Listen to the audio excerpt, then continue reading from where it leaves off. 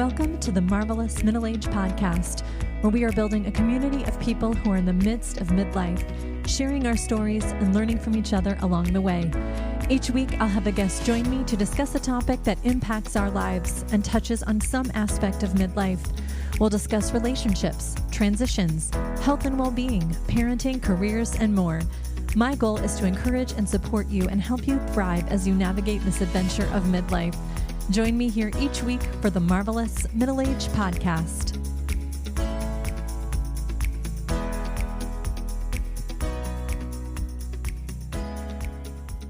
Tracy Gallagher, welcome to the Marvelous Middle Age Podcast. Hello, how are you? I am wonderful. It is afternoon where you are, which I think is so great. It is morning for me. And can you just share why we have such a big time difference?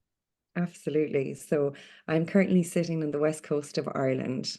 Delighted to be here. So yeah, it's like 1:15 in the afternoon. Yeah. Yeah, that is great. So you have the honor of being my first international guest on the podcast. So welcome, welcome.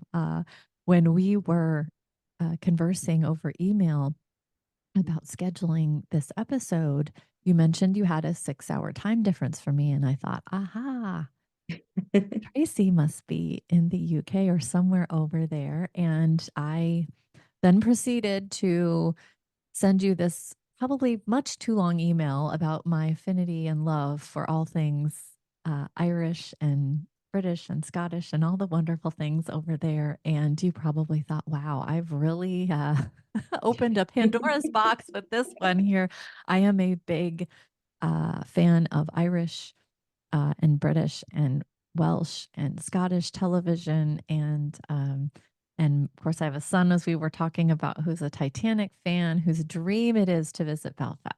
So someday, but yeah, you probably thought, oh my goodness, what have I gotten myself into here? So we met when I posted on Facebook about doing the podcast and wanting to focus on the Enneagram for a season. So thank you so much for responding to that post. It's great to have you on today. So thank you for responding to that. I appreciate that very much. But before we get into the 5 on the Enneagram, can you just briefly introduce yourself and share about you and what you do?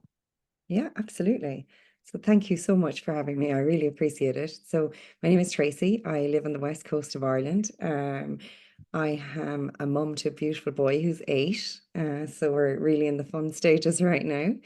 I work in the corporate world, predominantly in medtech or pharma, very much in analytical negotiation type positions. And I've traveled the world actually. So, I left home after college and I've lived in Australia, London, Thailand, Fiji, Bali. I've traveled to the US for work. So, and not, I suppose, not because I'm the greatest adventurer, but I'm the most curious person in the world. So I even lived in the Middle East and I really, I'm such a knowledge seeker. So, and when you talked about sending me your email, actually, it gave me a great comfort because I was like, oh, we've lots of detail here. I can Yes. relate. So, Yes. Oh my gosh, I love that. Thank you so much for sharing that and the why behind the travel too, because I think for a lot of people, they would maybe make the assumption that, oh, she's seeking thrill and adventure and all the things, but you qualified it and said, I'm just curious. And 5, that is a 5. That is a great descriptor of a 5. Fives are very curious. And I love that so much. And not that traveling doesn't, have a lot of adventure just inherently within it, but that maybe wasn't your motivation for seeking out traveling the world, yeah, right? The opportunity to do that. So absolutely. is Yeah. great.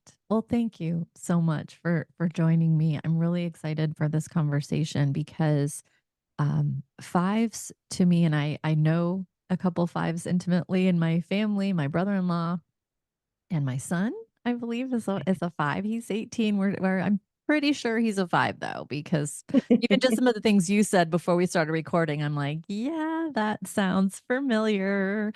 So I love that. Thank you. But our fives are our investigative thinkers. Mm, And if you need a fact, if you need information, go to a five. If you are someone who really wants someone who can look, and this is just what I've observed about five, someone who can just really look at a situation with the facts in mind. So because sometimes there's hard decisions we have to make in life, and you need to take that emotion out. Like you need to not look at it from this, oh, woe is me perspective. A five is a great person to have on your side because they can say, okay, look, this is what it is. These are the facts, right? This mm. is what is happening, which I Yeah. love that. I know I need that more in my life. So for sure. But let me just quickly review about our fives. And fives, again, investigative thinker, their core fear is being annihilated, which that sounds like a strong word, but basically it just means fives uh, don't want to be invaded or kind of their personal energy invaded. They don't want to be thought of as incapable or ignorant. Many fives don't like to have obligations placed upon them or their energy being depleted. Like that those are just some of their core fears.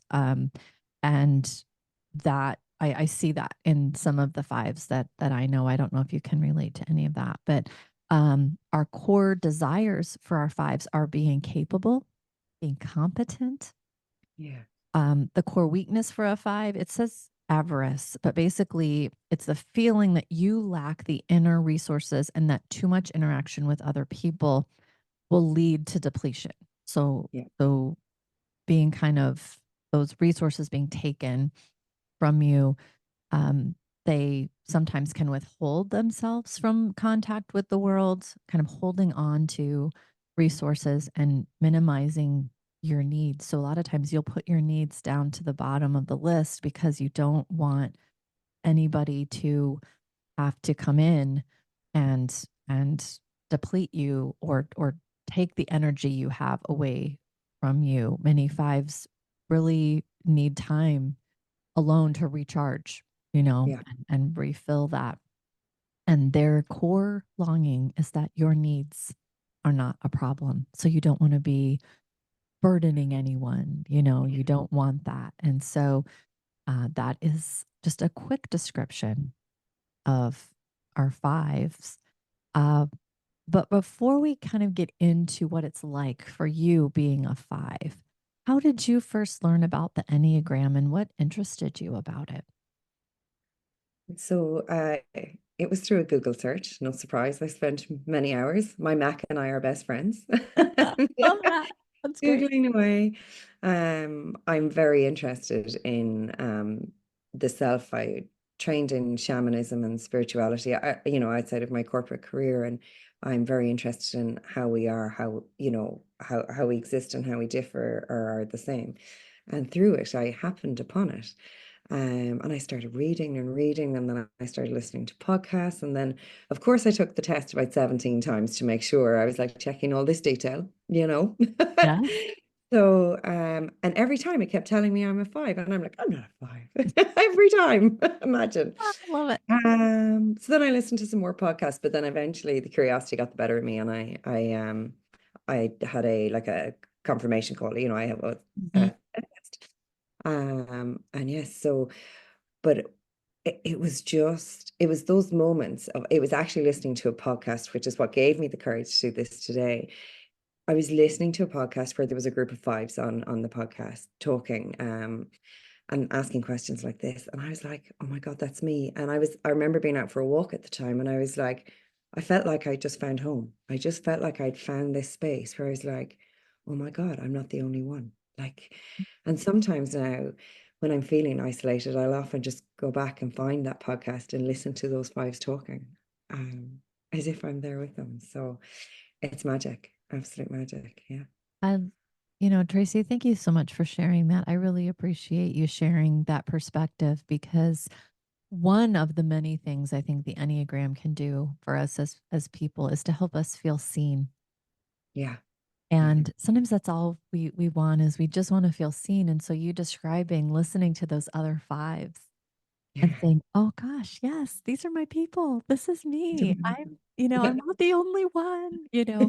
That's just so amazing. And so thank you so much for sharing that. I really appreciate you sharing that. And yes, I too also took the test many, many times just to confirm, but still it's really just reaffirming, yes, this is my type. And then it helps you then you can learn more, Mm, investigate more, find out more information, which is wonderful.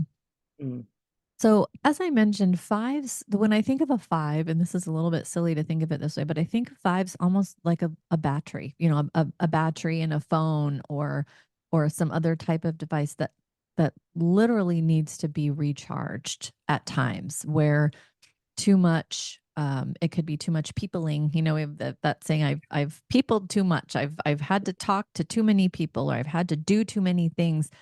And because fives fear depletion, uh sometimes they can tend to withhold themselves from others because they're protecting those inner resources. Do you mm. resonate with that at all as a five? Like feeling like you need to withhold any part Abs- of yourself? Yeah. It starts like the second I wake up.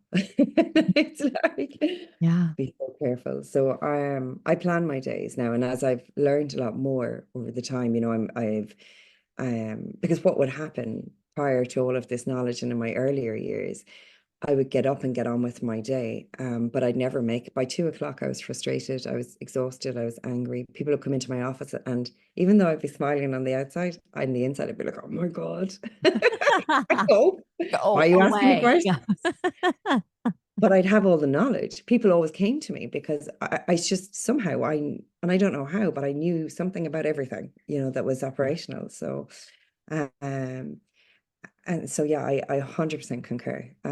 Like I would avoid going to the supermarket because I don't know if people are going to stop me and start talking to me and who you're going to bump into. And you're like, oh my God, I have work to do and I have a son and I have this and I have all of these things to do. And I know I have this amount of energy and that's the cutoff. So, yeah, I avoid any of those or those last minute calls. You're looking at my phone and I know somebody's ringing me because they're like, oh, could you just do me this favor? And I'm like, might not take that call. No, I can't actually do you that favor right now. And yeah, I can't do it I can. anymore. Yeah. Yeah, especially if it's a physical thing. If it's a knowledge, if somebody's ringing to ask me a question, I seem to just all of a sudden I've got like boom, it's flowing out of me. But if it's like an action to get in the car and go somewhere, yeah, it's tricky. It's tricky. Mhm. Yeah, That but it's is definitely a battery. fascinating. Yes, I completely see that in other fives that I know. There's a limit, right, to what they can do. Do you find as a five that you mentioned someone picking up the phone and saying, "Hey, would you like to go do this?" You Yeah, don't maybe like those kind of surprises? Like you would rather have a plan to know next Saturday we're going to go do this. Would you prefer it be a little exactly. more structured and planned out? 100%. Yesterday was actually my birthday, and Oh, happy one of my birthday. thank you.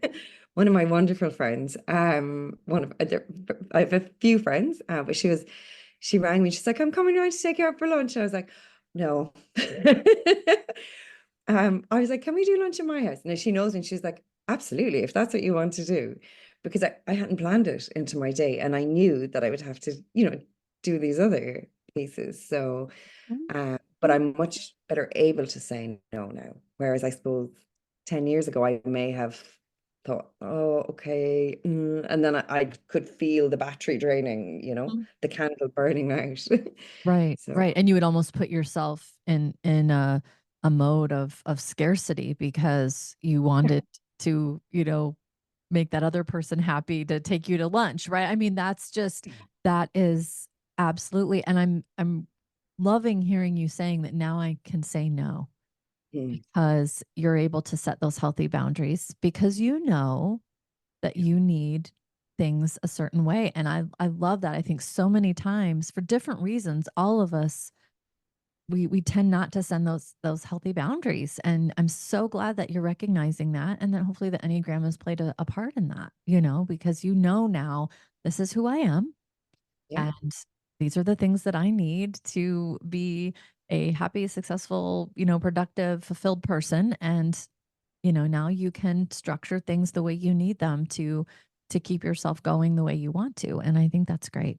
I think Yeah. that's just great. That's great. And that you mentioned your friend too, understanding. She's, you said she knows me and she was Yeah. totally fine with coming to my house for lunch. And so again, that's just another part of that Enneagram. People know you and you feel seen and valued. And that's Yeah. awesome. That's Yeah. so great. I love that.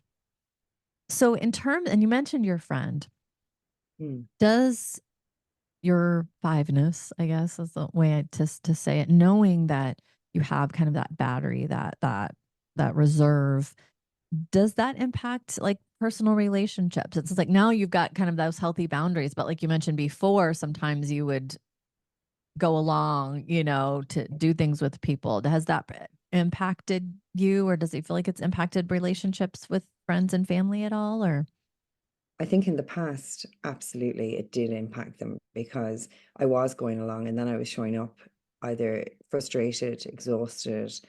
Um, but the Enneagram, and this is what I feel about coming home, it's actually helped all of our relationships because now that I can manage myself and I understand the knowledge, and of course, I've researched this to the nth degree now.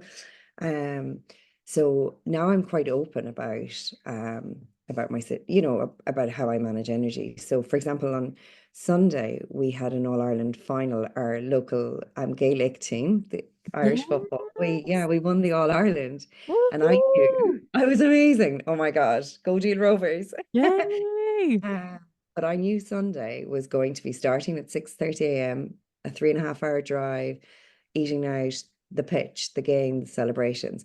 And you know what? A five can be part of all of those things once you plan it. But I knew Monday was going to be, then I planned Monday to make sure it was a shutdown day. Monday was sleeping or, resting, making sure I get my run in, that I'd eaten. And equally the Saturday, the day before, that I knew everything was lined up. So you can do those things, but you have to really manage it. And I'm very open with my partner as well. Like I'll just say now, today's like we call it like non-human days. I love it. Yes. Yeah, yeah.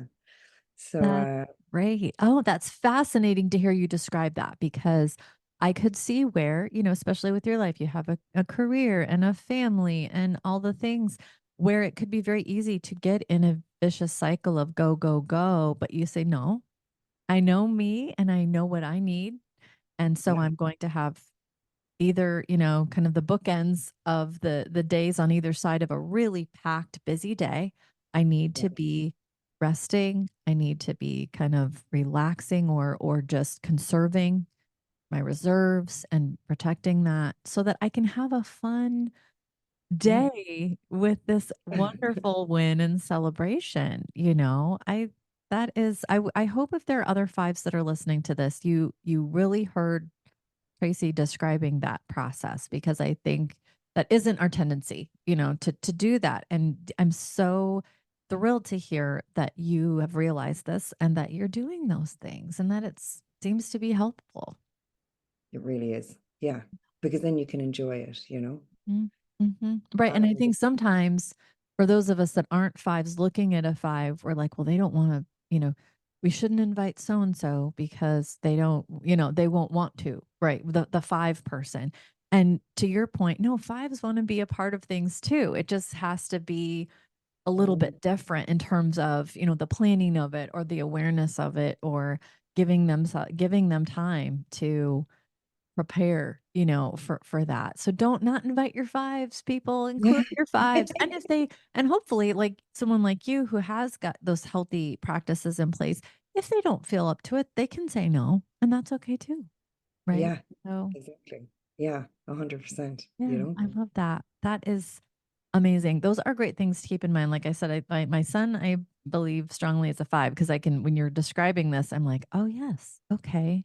I understand now why I give him a lot of notice, for example, when we're going to do something. What about plans changing? I have kind of a question about that. So as a five, uh, is it harder? Like, let's say your day that you just had. What if something about that in the moment spontaneously changed the timing of something or the location of something, or it wasn't kind of in the plan, does that throw you off, or have you have a Yeah. strategy for adjusting, or how does that look for you?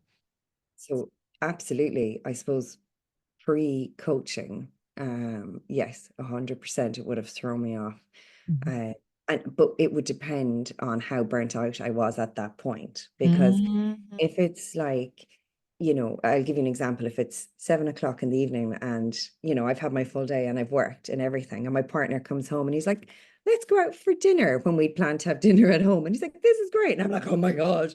Like, humans and and that's all going on in my head because you don't verbalize it often. It's a spiral in your head and it's all going on in here, but the face is quite it's mellow, it kind of, or nondescript might be. So they don't know what's happening, and you're in your head on a spiral, on a spiral, on a spiral.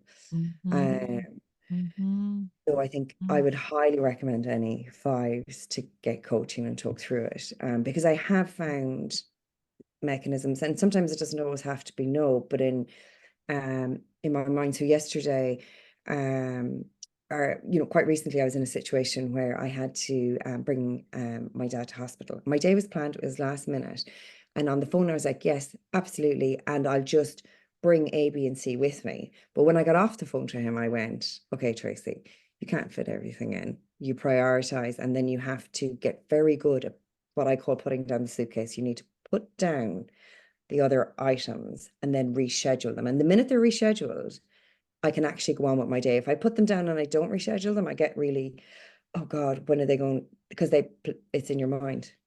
Yeah. So I rescheduled both of those things in that moment. And then I was like, okay, now we're off. Let's go.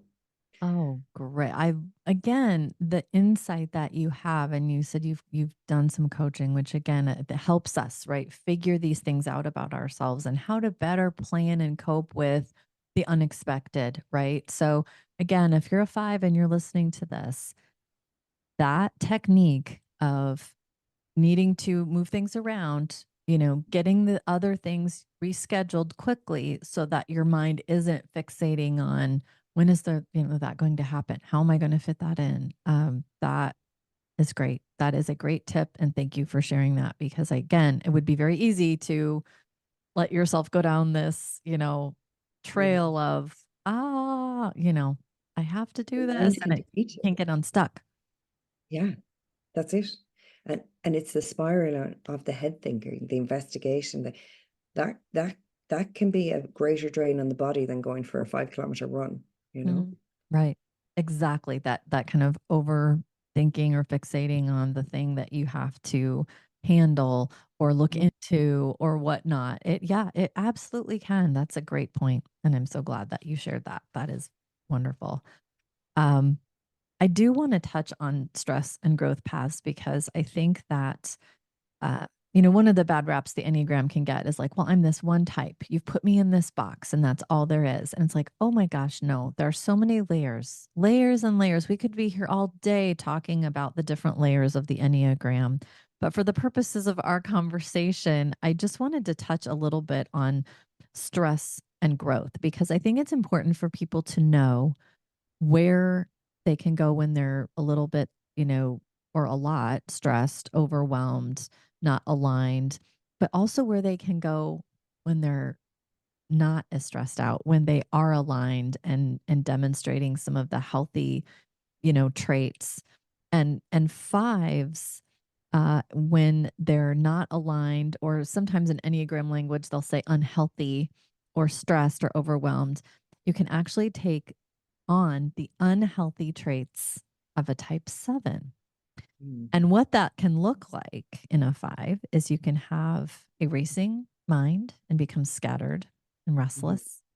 You can overbook your schedule with fascinating experiences or interests. You can kind of go the opposite way, say, I'm going to do all the things. You can take on too much. You Yeah. can become unfocused and distracted, can be less patient, cynical or jaded in your thinking, talkative and impulsive, and become erratically absorbed with learning everything. at a feverish pace. And again, that's the unhealth. That's the stress when things are really overwhelming. Fives can go into that Yeah. side of themselves. Have you ever Mm. seen that play out in your life when you've been stressed out? Absolutely. Too many times. So what it, when you talk about the battery, well, what it feels like is the candle, because you know with the battery you can plug it back in and charge it. With Mhm. the candle, when that wick is burnt, it's gone, and that's the embodiment of the stress. You know, you're looking at it, and you're all in your head. I remember my doctor saying to me once, he was like, you know, your body isn't just for carrying your brain around. I was like, I like that. Yeah. Yes. but that's what happens. You go up into your head and it's like chaos and it's escapism. So sometimes it's like I just want to escape. So that's all the overbooking of the I'm just going to clean the house, I'm going to meet my friend, I'm going to it's escapism, you know. And we have this saying in Ireland called the headless chicken. You're running around. You know? Yes. Yes, Um, exactly. That probably is exactly what it feels like. Scattered. Yeah. And it confuses people because people come to you because you're really knowledgeable and tend to be quite grounded when you're healthy and but you're just shooting off information and you're not listening to the end of questions and you're like, "Whoa." I've seen it play out in work a lot with me when when you get swept, you can get swept up in the energy of other types if you're in a meeting room and then you become scattered. Yeah, it's intense. Interesting. That is so fascinating to me because to me, that is just, almost the polar opposite of what a five can be like. And you really go to that Mhm. place and noticing that about oneself is important. And it's like, how do I go back into a healthier place? What are things I can do for myself to do that? And it's so important, for us to whether it's recharging in whatever way is the most healthy way for Yeah, us to do that. yeah. Um, that's fascinating. I just Mm. Your examples of how this has played out for you are just fascinating because you've done the work and you've recognized, that can Yeah. happen. And how do we, keep ourselves healthy and grounded and right. And to your point, I do think a lot of people go to fives because you are very grounded and rational and even keeled. And so, Yeah. like you said, when you're not healthy or you're stressed out, that's just kind of the opposite of that. So, Yeah. You get confused. yeah, like, who is this person? Where is Tracy? Where Where is did she she go? gone? This The is somebody aliens else. invaded your brain. I love it. I love it. But in growth, so when you are more aligned and healthy, you Mm, move towards the healthy traits of a type 8. Now, mm, eights are our challengers.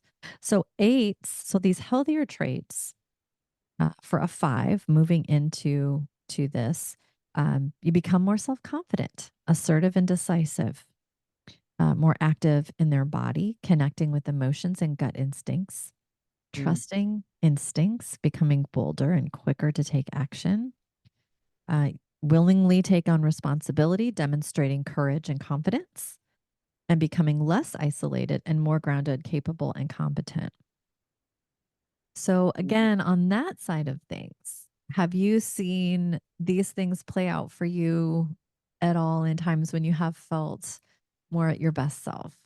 Yeah. Well, I have to say, being here today doing this podcast is testament. Yeah. I was going to say all Um, these things. This is like what you're doing right yeah, now. Yeah. like um, again, the coaching, for me, the knowledge was invaluable because it gave me the information. But the coaching, having a coach, having that person to bounce the idea off actually helped me engage with the processes. So one thing that I've started doing is taking a run every day. And not because it's running, but because I can walk really, really well, but running gets me in touch with my body.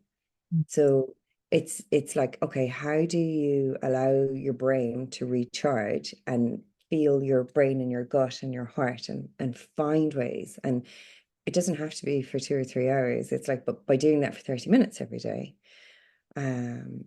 because meditation, sitting down and meditating, I was trailing off, and next thing I was in a whole discovery of like, and I wonder how the brain meditates, and I wonder why it does this. And I wonder neurons, and I wonder, I love whereas that. you're running, you're like, Right. the heart's Right. getting work. Exactly. Um, yeah. So, but yes, I can see, how, because it took a lot, to come on here. And I was like, but no, I can do this. And I'm very capable and I am knowledgeable. But it's the courage, it's stepping into that space. Um, and finding my space in the workplace, because I suppose because I'm knowledgeable, I could stand up and I could deliver factual information. But now I'm able to just take a breath and actually be a little bit more relational and then deliver what's necessary. So it's all of these, um, yeah, all of um, the little parts of the eight that you're like, okay, this is me. And your heart races a bit because you step into it and you're like, oh God, and you can feel your heart. But then you step back out and there's just a sheer sense of pride that you're like, actually, yeah. So it's baby steps. You did it. Yeah. Absolutely. Well, I love listening to you describe that because that's where and it's not like, I know for myself, not every day am I living in my growth, am I, becoming the best version of me. But when those moments happen, as you were describing, Mm. and you found things like running Yeah. to help you make those mind body connections, and you're able to do those presentations now with more confidence because Yeah. you know the facts, you know the information. It's Mm. just having that courage to step forward and say, I can share this with people and I Yeah. can present, whether it be a work thing or something else, Mm. that's where that transformation happens. And that's one of the beautiful gifts I think the Enneagram can give to each and every one of us. We see ourselves, in those moments. And it's a beautiful thing. And I'm so, so proud of you for taking that leap of faith and coming on today because, again, I think our fives out there need to hear this. They need to know that Mm. they can also do these things. And some of the wonderful techniques you shared for protecting that energy are invaluable for them. So thank you so much for doing that. I really appreciate that. Thank you. Yeah. Well, this has been so much fun. I'm so glad that we met. We had our conversation today. You did amazing. And I'm excited for everyone to hear your episode because, again, I think five sometimes can be misunderstood, Mm. and I think you very beautifully shared how amazing our fives are. And really, when you do that work, you mentioned the coaching, and I think it's so important for people um to understand whatever type of, whether a person's working with an Enneagram coach or some other type of, maybe a more of a life coach or something, that work can really, you know, result in some beautiful things. So Yeah. that's awesome. Yeah. Is Thank there you. anything else you would want people to know about fives that you're like, I have to tell people this, or anything else that you would just want people to know about the investigative thinkers?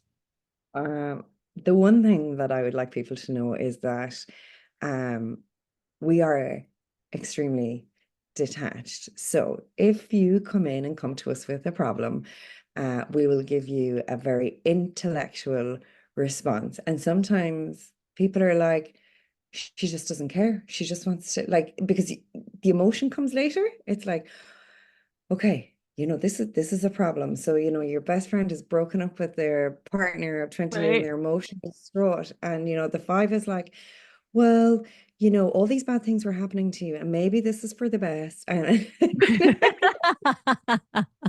and then Right, you afterwards, of see it course, the very five is like, rationally. oh, Yeah. yeah, right. Right, you see it very rationally, and I think there's beauty in that though, because I think sometimes when someone is worked up emotionally, they aren't as rational, maybe No. as they should be, and so you can kind of be more rational, but to your point, and I think if what I'm hearing what you're saying is that it's not that the five doesn't care, or that they don't Exactly. have emotion. Yeah, It we just do care. isn't the first thing that shows up.